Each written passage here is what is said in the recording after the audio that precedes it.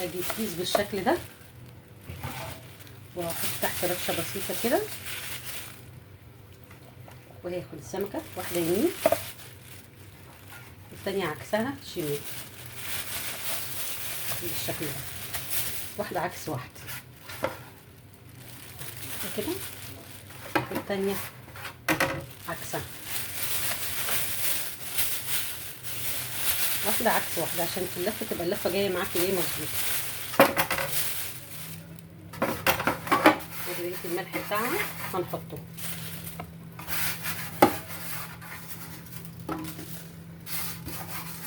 انا كده خلصت.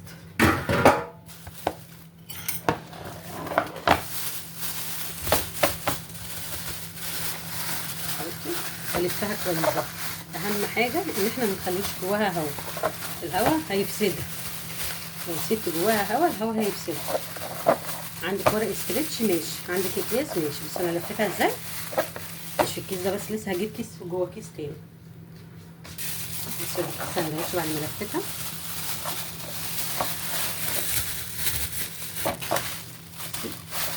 خرج الهوا منها كده، مفيش فيها هوا خالص.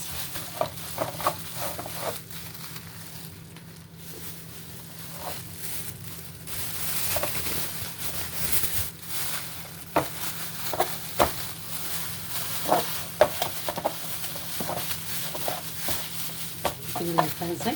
هتحطيها بقى، تشوفي علبه عندك، علبه مطبخ او اي حاجه، وحطيتيها كده النهارده، تاني يوم هتلفيها الناحيه التانيه كده، تالت يوم كده، عشان الميه اللي هتنزل منها تتغلل فيها كلها، مش تبقى جزء فيها ميه وجزء ناشف.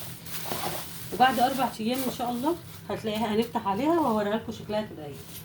وبألف هنا وشفا.